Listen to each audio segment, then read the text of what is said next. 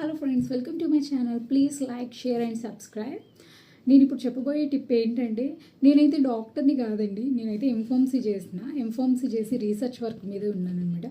So నేను చెప్పేది మీకు నచ్చితేనే మీరు ఫాలో అవ్వండి, నచ్చకపోతే అన్ఫాలో అవ్వండి. సో మీకు యూజ్ అవుతుంది అంటేనే ఫాలో అవ్వండి. ఇది ఏంటంటే, నేను చెప్పబోయే టిప్ ఏంటంటే వెయిట్ గెయిన్ అనమాట. వెయిట్ గెయిన్ ఉన్న వాళ్ళు వెయిట్ లాస్ అవ్వడానికి. సో ఇప్పుడు హైపోథైరాయిడిజంతో ఉన్న వాళ్ళు వెయిట్ అనేది గెయిన్ ఖచ్చితంగా ఉంటారండి. సో అలాంటి వాళ్ళు వెయిట్ లాస్ అవ్వడానికి ఒక మంచి టిప్ ఉందన్నమాట. సో కాబట్టి ఇది మీకు కానీ యూస్ఫుల్ అయితే కానీ మీరు ఫాలో అవ్వండి. ఫస్ట్గా గ్రీన్ కాఫీ అండి. గ్రీన్ కాఫీ అనేది చాలా వరకు వెయిట్ లాస్ అవ్వడానికి చాలా యూజ్ అవుతుంది. నెక్స్ట్ హార్ట్ హెల్త్ బాగుండడానికి యూజ్ అవుతుంది. ఫ్యాట్ బర్నింగ్కి యూజ్ అవుతుంది. నెక్స్ట్ ఇన్సులిన్ అంటే బ్లడ్ షుగర్ లెవెల్స్ అనేవి కానీ కంట్రోల్లో ఉండడానికి ఇది చాలా యూజ్ అవుతుంది అనమాట. సో అసలు ఇది ఏంటంటే, దీనిలో మెయిన్గా ఉండేది ఏంటంటే కొలినర్జిక్ యాసిడ్ అండి. ఈ కొలినర్జిక్ యాసిడ్ ఏమవుతుందంటే మన బాడీలో ఉన్న ఫ్యాట్ అనేది కరిగిస్తుంది, బర్న్ చేసేస్తుంది అనమాట. ఫ్యాట్ అనేది బర్న్ అవుతుంది. ఇన్సులిన్ అనేది స్పైక్ అవ్వకుండా ఉండడానికి తోడ్పడుతుంది.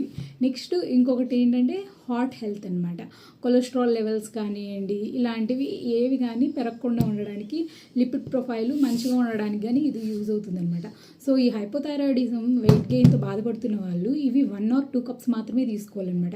ఎందుకంటే దీనిలో కెఫిన్ కంటెంట్ అనేది ఉంటుంది. సో కాబట్టి 1 or 2 cups తీసుకున్న లో కెఫిన్ కంటెంటే ఉంటుందండి. సో గ్రీన్ కాఫీ అనేది చాలా వరకు వెయిట్ లాస్ అవ్వడానికి, వెయిట్ మేనేజ్మెంట్ చేయడానికి చాలా యూస్ఫుల్ అవుతుంది. సో కాబట్టి అసలు మెయిన్గా ఇది ఏం చేస్తుందంటే మెటబాలిజంని ఇంప్రూవ్ చేస్తుంది అనమాట. అసలు మెటబాలిజం అంటే ఏంటి, అసలు హైపోథైరాయిడిజంకి ఏంటి సంబంధం అంటే, ఈ హైపోథైరాయిడిజం వాళ్ళు ఈ మెటబాలిజం అనేది లోలో ఉంటుందన్నమాట, అసలు జరగదన్నమాట. ఈ మెటబాలిజం అంటే ఏంటంటే ఫుడ్ అనేది కన్వర్ట్స్ ఇంటూ ద ఎనర్జీ అనమాట. ఎప్పుడైతే ఫుడ్ అనేది మనం తీసుకున్నప్పుడు కన్వర్ట్స్ ఇంటూ ఎనర్జీగా అవుతుందో అప్పుడే మన బాడీ అనేది చాలా మంచిగా ఉంటుందన్నమాట, హెల్తీగా ఉన్నట్లు అనమాట.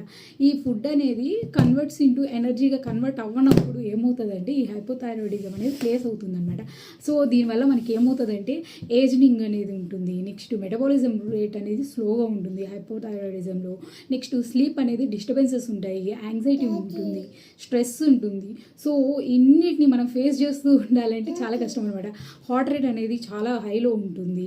సో ఇలాంటివి ఉన్నప్పుడు మనకు హెల్త్ అనేది చాలా ట్రబుల్లో పడుతుంది అనమాట. ఇలా మనం గ్రీన్ కాఫీ అనేది 1 or 2 cups మాత్రమే తీసుకోవాలి. అది కానీ ఎప్పుడు తీసుకోవాలంటే లివోథైరాక్సిన్ కెఫిన్ తీసుకున్నప్పుడు లివోథైరాక్సిన్ అబ్జర్ప్షన్ అనేది తగ్గించేస్తుంది అనమాట.